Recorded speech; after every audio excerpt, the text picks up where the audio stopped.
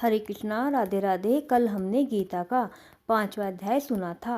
आज हम गीता का 5वें अध्याय का महात्म्य सुनाएंगे। विष्णु जी बोले, हे लक्ष्मी, अब मैं तुम्हें 5वें अध्याय का महात्म्य बताता हूँ। पुरातन नगर में एक ब्राह्मण रहता था। वह अपना धर्म भ्रष्ट कर बैठा क्योंकि उसकी संगति अच्छी नहीं थी। वह मांस मदिरा सेवन के साथ साथ जुआ भी खेलता था। उसके भाइयों ने उसका व्यवहार देखकर उसे त्याग दिया। वह उस नगर को छोड़कर किसी दूसरे नगर में चला गया। संयोगवश उस ब्राह्मण को वहाँ के राजा के यहाँ नौकरी मिल गई। धीरे धीरे ब्राह्मण ने राजा के साथ निकटता बढ़ाई। वह लोगों के विषय में सच्ची झूठी बातें बताकर काफ़ी धनवान और राजा का विश्वास पात्र बन गया था। काफ़ी धन इकट्ठा होने के पश्चात उसने शादी भी कर ली। जैसा ब्राह्मण स्वयं था वैसी ही उसे स्त्री मिली। पहले तो उसने स्थिति के साथ समझौता करना चाहा, लेकिन जब ब्राह्मण को पता चला कि उसकी स्त्री व्यभिचारिणी है तो वह उसे मारने पीटने लगा। वह उसे रोज पीटता था, लेकिन उसमें कोई सुधार नहीं आया।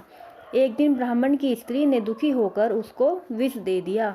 ब्राह्मण ने मानव देह को त्याग कर गिद्ध योनि में जन्म लिया।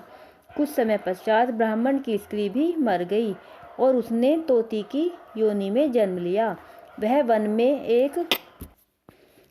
में एक तोते के साथ उसकी स्त्री के रूप में रहने लगी।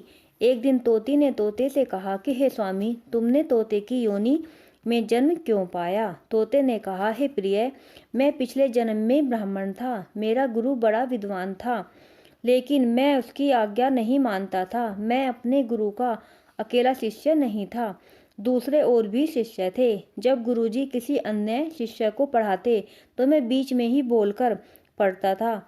मेरी इस बुरी आदत के लिए उन्होंने मुझे कई बार डांटा, मगर मैं अपनी इस आदत को छोड़ नहीं पाया। एक दिन क्रोधित होकर उन्होंने मुझे शाप दिया कि अगले जन्म में तू तोते की योनि में पैदा होगा। इस प्रकार अपने गुरु की आज्ञा की अवहेलना के कारण मैंने तोते का जन्म पाया। अब तुम बताओ, तुम किस कारणवश तोती की योनि में आई? तोती ने कहा, मैं पिछले जन्म में एक ब्राह्मणी थी। विवाह के पश्चात मैं अपने पति की आज्ञा नहीं मानती थी। मेरी इस आदत से परेशान होकर वह मुझे मारने पीटने लगा। एक दिन तंग आकर मैंने अपने पति को विष देकर मार डाला। जब मेरी वह देह छूटी तो कई प्रकार के नरक भोगकर मैंने तोती का जन्म पाया। तोती की बात सुनकर तोते ने कहा, तूने अपने पिछले जन्म में बहुत बुरा कर्म किया था, अपने ही पति को विष देकर मार डाला। तोते की बात सुनकर तोती ने कहा, अपने इस दुष्कर्म की वजह से नरक की आग भी मैंने ही बर्दाश्त की है, लेकिन अब तो मैं तुम्हारी स्त्री हूँ। इसके पश्चात उन दोनों का वार्तालाप यही समाप्त हो गया। एक दिन तोती वन में अकेली बैठी थी, तभी वह गिद्ध वहाँ आया। गिद्ध ने तोती को पहचान लिया कि यह मेरी पिछले जन्म की पत्नी है, जिसने विष देकर मेरी जान ली थी। गिद्ध तोती को मारने के लिए झपटा, लेकिन तोती एक और हटकर उड़ने लगी। गिद्ध उसके पीछे लगा हुआ था। तोती थककर एक शमशान भूमि पर गिर पड़ी। जहाँ तोती गिरी थी वहाँ कभी एक साधु का दाह संस्कार किया गया था। साधु की खोपड़ी वर्षा के जल से भरी हुई थी। तोती सीधी उसी में गिरी। गिद्ध उसे ढूंढता हुआ वहां पहुंचा और तोती को मारने लगा। लड़ते लड़ते दोनों उस पानी में भीग गए।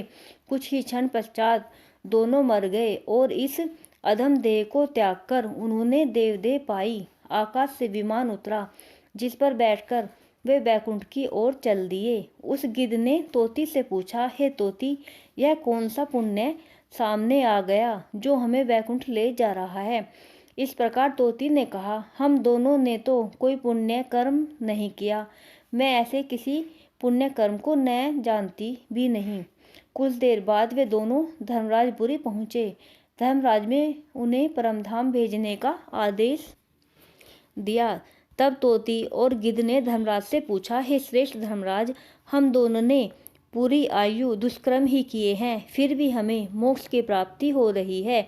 बताइए, हमारा ऐसा कौन सा पुण्य उदय हो गया है?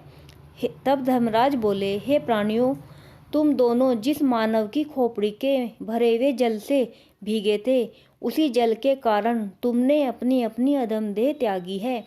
वह एक तपस्वी साधु की खोपड़ी थी। वह ब्रह्म ज्ञाता था और नित्य प्रतिदिन स्नान के पश्चात गीता के 5वें अध्याय का पाठ किया करता था।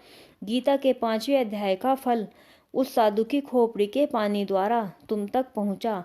उसी के फलस्वरूप तुम्हें परमधाम की प्राप्ति हो रही है। कथा कहने के बाद भगवान विष्णु बोले, हे लक्ष्मी, गीता के 5वें अध्याय की महिमा और महात्म्य सर्वाधिक है। राधे राधे।